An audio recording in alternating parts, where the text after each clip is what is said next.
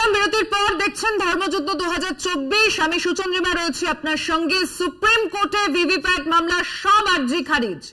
100% VVPAT slip মিলিয়ে দেখার আর্জি খারিজ।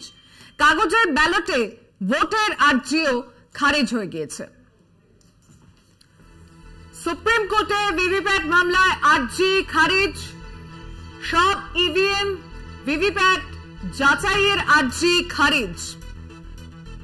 কাগজের ব্যালটে ভোটের আর্জিও খারিজ করেছে শীর্ষ আদালত। সুপ্রিম কোর্টে ভিভিপ্যাট মামলায় আর্জি খারিজ।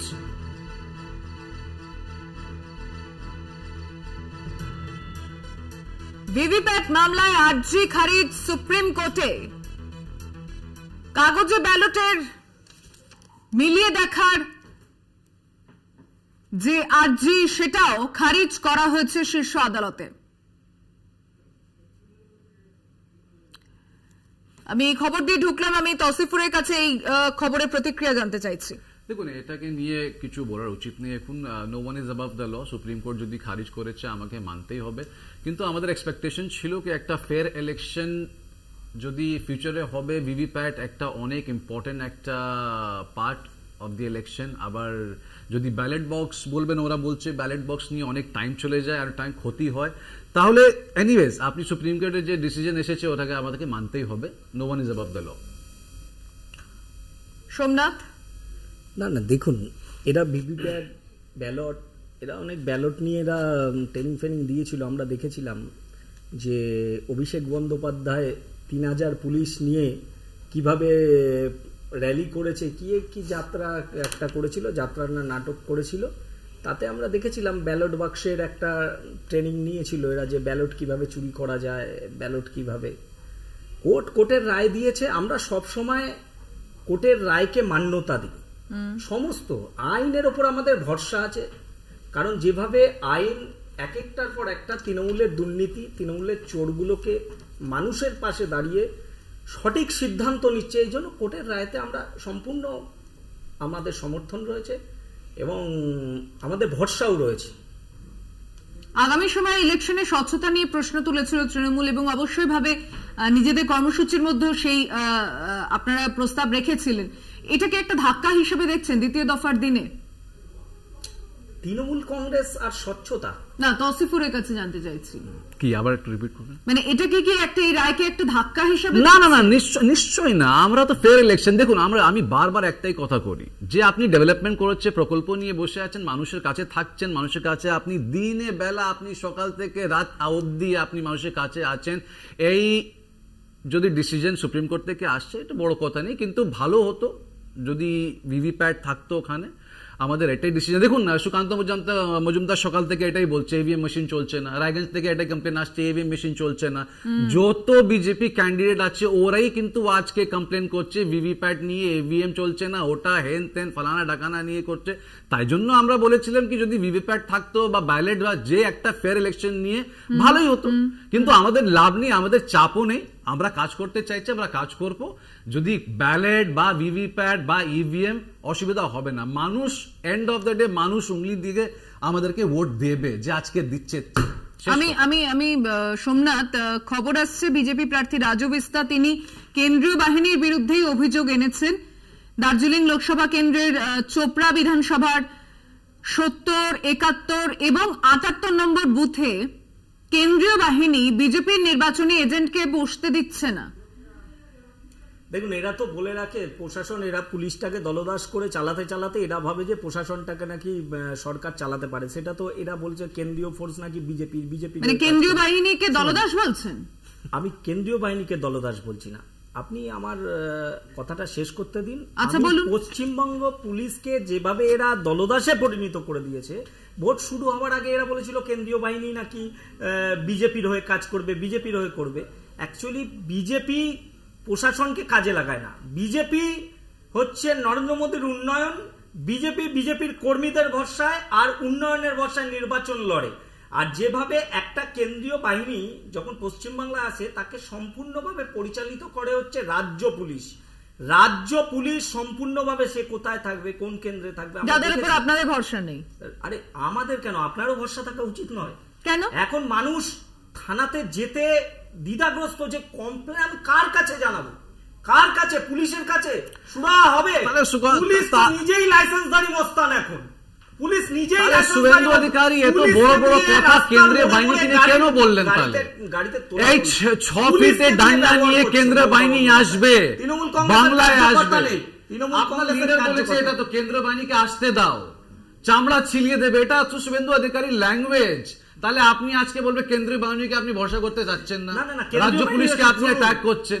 তাহলে তুমি রাজ্য পুলিশ কেন্দ্রীয় বাহিনী এসছে আমরা এটা জানি, আমাদের মানুষ ভরসা। তাহলে সুকান্ত মজুমদার সকাল থেকে কেন কানাকাটি করছে কেন্দ্রীয় বাহিনীকে নিয়ে? ভাই কেন্দ্রীয় বাহিনীকে পরিচালনা করছে রাজ্য পুলিশ, ভুল জায়গায়। আবার কেন্দ্রীয় বাহিনীকে কম্প্রোমাইজ করছে রাজ্য পুলিশ নিয়ে। দীর্ঘদিন ধরে দেখছি যে, মনে করো আমি জানি না তুমি গ্রাউন্ডে কতটা রাজনীতি, আমরা গ্রাউন্ডের কথা করতে চাই না, গ্রামে কতটা ঘুরেছো আমার জানা নেই, ঠিক আছে? দেখে মনে হচ্ছে এসি গড়ে রাজনীতি করার ছেলে তুমি।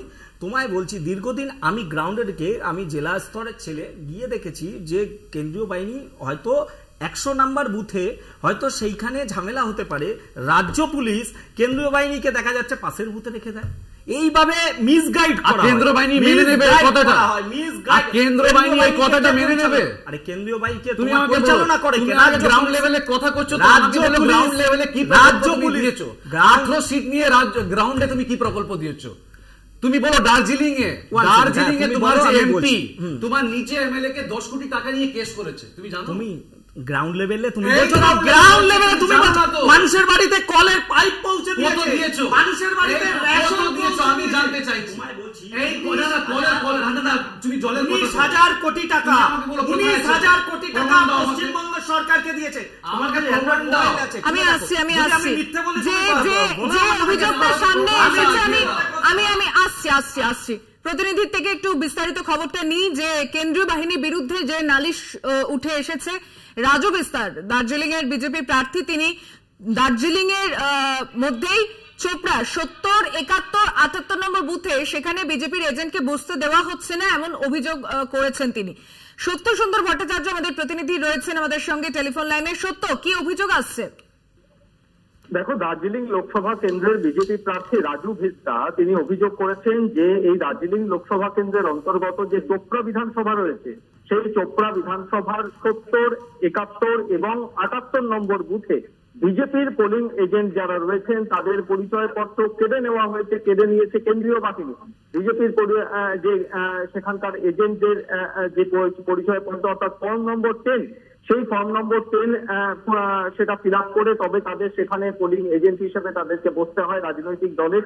সেই পরিচয়পত্র তাদের কেন্দ্রীয় বাহিনীর যারা জওয়ান ছিলেন তারা কেড়ে নিয়েছে, এমনটাই কিন্তু অভিযোগ কেন্দ্রীয় বাহিনীর বিরুদ্ধে। এবং এই 3টি বুথে অর্থাৎ 70, 71 এবং 78 নম্বর বুথে রিপোলিং নির্বাচনের দাবি জানিয়েছেন রাজু ভিস্তা, দার্জিলিং এর বিজেপি প্রার্থী। এবং তিনি কলকাতায় সিইও দপ্তরে মেল করে এই দাবি জানিয়েছেন যে এই 3টি বুথে যাতে পুনর্নির্বাচন হয়, কেননা এখানে এই 3টি বুথে বিজেপির তাদের যারা রাজনৈতিক যারা দলের যারা এজেন্ট, সেই এজেন্টকে এই 3টি বুথে 70, 71 এবং 78 নম্বর বুথে বসতে দেওয়া হচ্ছে না, তাদের পরিচয়পত্র কেড়ে নিয়েছে কেন্দ্রীয় বাহিনী। বেশ, ধন্যবাদ সত্য সুন্দর ভট্টাচার্য, আমাদের প্রতিনিধির সঙ্গে কথা বললাম।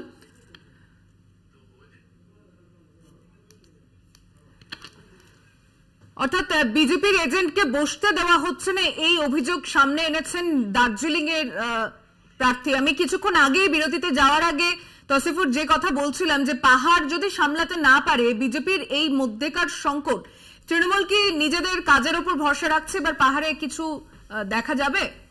আমার এটাই নিয়ে কিন্তু বক্তব্য। আমি যেখানে বসেছি কাজ নিয়ে বসেছি, প্রকল্প নিয়ে, ডেভেলপমেন্ট নিয়ে বসেছি, আর আমাদের কাছে কিছু নেই তো। ওরা তো আমাদেরকে চোর বলছে, ডাকায়েত বলছে, টেররিস্ট বলছে, আতঙ্কবাদী। আমি প্রমাণ এক্ষুনি দেবো।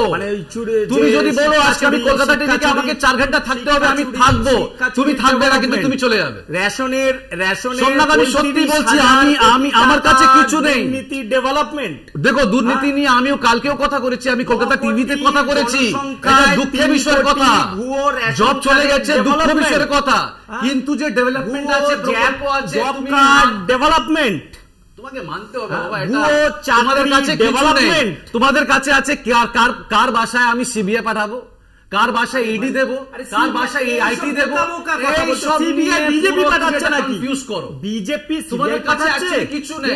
তুমি যদি পাহাড়ের কথা করো, তুমি বলো না চাকরি তোমরা কোর্টে গিয়ে প্রমাণিত করো না যে তোমরা নির্দোষ, সেটা প্রমাণিত করো। এই যে জেলের রাজা, না না না, আমি রাজু বিস্তাকে জিজ্ঞেস করতে চাইছি, আপনি দার্জিলিং মানুষকে আপনি কি দিয়েছেন, চা বাগানে কি দিয়েছেন, সন্তানকে আপনি কি দিয়েছেন? আমার কাছে প্রমাণ আছে, আমি বলতে পারবো আমি কি দিয়েছি। তোমরা তো অনেক আমি এই বুকে হাত দিয়ে বলবো আমরা কি দিয়েছি, আমি রায়গঞ্জে কি দিয়েছি বুকে হাত দিয়ে বলবো আমি কি নজর রাখছি, আমরা প্রত্যেকটা মুহূর্তের খবরের দিকে নজর রাখছি। একটা বিরতির সময় হয়েছে, আমি আসছি আলোচনা, বিরতির পর ফিরবো, সঙ্গে থাকবো।